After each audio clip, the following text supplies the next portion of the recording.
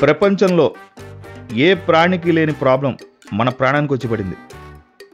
పెళ్ళి ఒక్కసారి జరిగితే అది పొరపాటు, అదే పదే పదే జరిగితే అది అలవాటు. అబ్బాయి చేతికి ఆఫర్ లెటర్ వచ్చి రాగానే ప్రతి తల్లి 6 డజన్ అరటిపళ్ళు, 3 మల్లెపూలు, 3,000 రూపాయల చీర ఒక పళ్ళెంలో పెట్టుకొని వేటకు దిగిద్ది. 18 ఏళ్ళు దాటిన నా కోడలు ఏ ఇంట్లో దాక్కుందా అని. పేరెంటింగ్లో ఉన్న పెద్ద ప్రాబ్లం ఏంటంటే పిల్లలకి బేసిక్ ఇన్పుట్స్ ఏమి ఇవ్వకుండా ఇలాంటి ఎక్స్పెరిమెంట్లు చేస్తారు.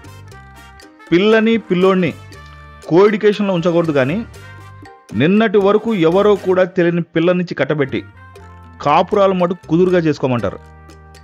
అర్థం కానిది ఏంటంటే ఇదేమైనా సర్కారీ నౌకరీనా? అప్పర్ ఏజ్ లిమిట్ క్యాల్కులేట్ చేసుకొని తొందరపడ్డానికి. అమ్మాయికి 18, అబ్బాయికి 21 రాగానే ఈ బంధువులతో బ్రోకర్లతో గెట్ టుగెదర్లు ఆపండి కాస్త. సగంకి పైగా పెళ్ళిళ్ళు సంకనాకిపోవడానికి మెయిన్ రీజన్ ఈ early marriages and financial issues. పిల్లోడికి 25 ఏళ్ళు వచ్చేసరికి చేసిన తప్పేంటో అప్పుడప్పుడే వాడికి అర్థమవుతూ ఉంటుంది. సర్లే సరిదిద్దుకుందాంలే అని ఆలోచించే లోపే అందరూ కలిసి వాడికి ఇంకొకరి నుంచి ట్యాగ్ చేసి ఇంకో పెద్ద తప్పు చేపిస్తారు. పెళ్ళి అనే పదాన్నే పెద్ద బూతులాగా ప్రొజెక్ట్ చేయడం ఇక్కడ పెద్ద ఫ్యాషన్ అయిపోయింది. పెళ్ళి అంటే ప్రాబ్లం పెళ్ళాంతో అనుకుంటే పొరపాటే, అదొక వర్షన్ అంతే. ఎంతోమంది భార్యలు భర్తకి పాకెట్ మనీలాగా మిగిలిపోయారు ఇక్కడ. నీకు ఒక లైఫ్ హ్యాక్ చెప్తా. పెళ్ళి ఎంత ప్రైవేట్గా చేసుకుంటే ఎర్లీ మ్యారేజ్ లైఫ్ అంత ప్రశాంతంగా ఉంటుంది.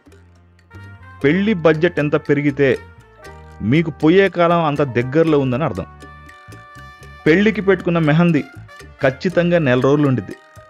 ఈ లోపే ఎందుకో నీకు వాలంటరీ రిటైర్మెంట్ ఆలోచన ఎదురైద్ది. ఎందుకో తెలుసా? ఎవరైతే పెళ్లి చేశారో వాళ్లే పాడు చేస్తూ చాలా కన్ఫ్యూజ్ చేస్తారు. దయచేసి పెళ్ళయ్యాక ఆ ఫోన్లో second to second live broadcast ఇటు ఆ పిల్ల, ఆన్లైన్లో ట్రైనింగ్ అటు ఆ పిల్ల తల్లి ఆపితే నీ కూతురు ఎలాగోలా సర్దుకొని గట్టిపడిద్ది. లేకపోతే సూట్ కేసు సర్దుకొని మీ ఇంటికి రిటర్న్ గిఫ్ట్ లాగా తిరిగి వచ్చింది.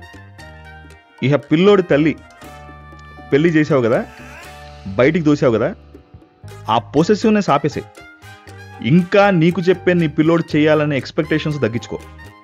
పెళ్ళికి ఒక రోజు ముందే వాడికి నచ్చినవన్నీ వండేసి వాడి నోట్లో పెట్టుకో. ఎందుకంటే నీకు నీ కొడుక్కి అదే ఫైనల్ డే. తాళి కట్టిన నెక్స్ట్ సెకండ్ నీ ప్రాపర్టీ అవతల పార్టీకి ట్రాన్స్ఫర్ అయిపోయిద్ది అని అర్థం చేసుకో. అసలే కన్ఫ్యూజన్లో ఉన్న వాడిని అత్త క్యారెక్టర్లోకి దూరిపోయి కాంప్లికేట్ చేయకు. ఈ కేసు ఏంటి మీది లవ్వా? నువ్వు నెంబర్ 6 అయితే అవతల అటువైపు నుంచి వాడికి 9 లాగా కనబడతావు. నువ్వు 9 అయితే అవతల సైడ్ దానికి 6 లాగా కనపడిద్ది. ఇప్పుడేంటి మీ ఇద్దరు కలిస్తే 69 కెమిస్ట్రీ వర్కౌట్ అయిపోయిద్దని మీ ఎక్స్పెక్టేషన్సా? పెళ్ళి కాగానే మీ ఇద్దరు సేమ్ డిజిట్ గాడ్లే అని క్లారిటీ వచ్చేసిద్ది. ఏంటి ముహూర్తాలు పెట్టించావా? నీ లవ్ స్టోరీలో సెకండ్ హాఫ్ నీ మ్యారేజే. ఫస్ట్ సీన్లో ఫస్ట్ డైలాగే నువ్వు మారిపోయావు. ఈ డైలాగ్తో మొదలైద్ది. నెక్స్ట్ సీన్ నుంచి స్టోరీ స్క్రిప్ట్ మొత్తం మారిపోయిద్ది. నీకు తెలుసా, ఆడది మగాడిని సెక్యూరిటీ లాగా ఫీల్ అయ్యిద్ది, మగాడు ఆడదాన్ని అవసరంగా ఫీల్ అవుతాడు. ఈ రెండు కుదురుతాయనే భ్రమలో చేసుకునేదే పెళ్ళి. కుదరదని తేలిపోయాక తీసుకునేదే డైవర్స్. డైవర్స్ అంటే 2 డిఫరెంట్ వర్షన్స్ మధ్య వచ్చిన డిఫరెన్సెస్ అని. ఇది మోస్ట్ రీజనబుల్ డెఫినిషన్. పంతుల దగ్గర ముహూర్తం పెట్టించుకోవడానికి, ప్రీడర్ నుంచి అప్లికేషన్ తెచ్చుకోవడానికి మధ్య టైం పెద్దగేం పట్టట్లా.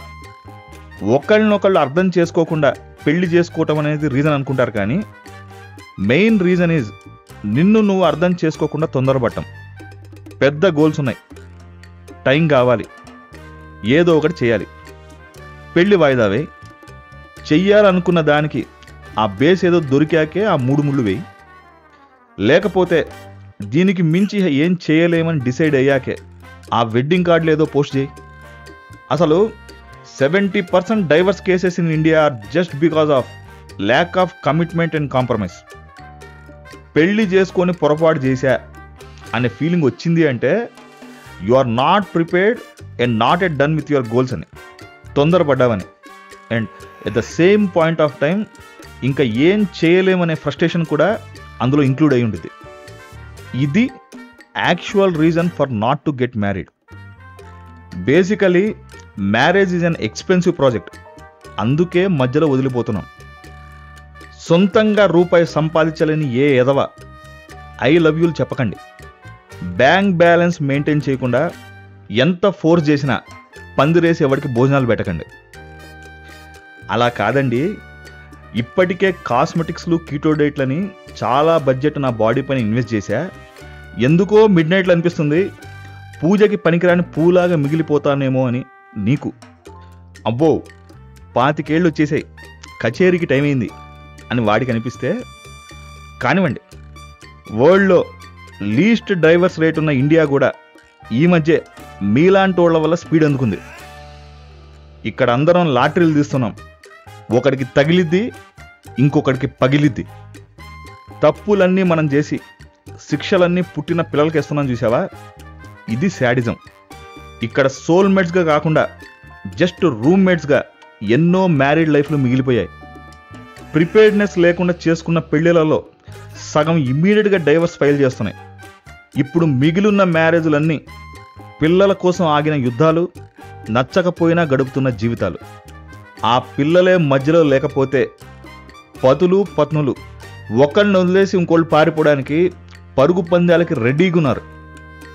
ఇదంతా కాదురా, ఫైనల్గా ఒకటి అర్థం చేసుకో, marriage is a business deal just for interdependence, and divorce is a bold step to re experience your lost independence. అది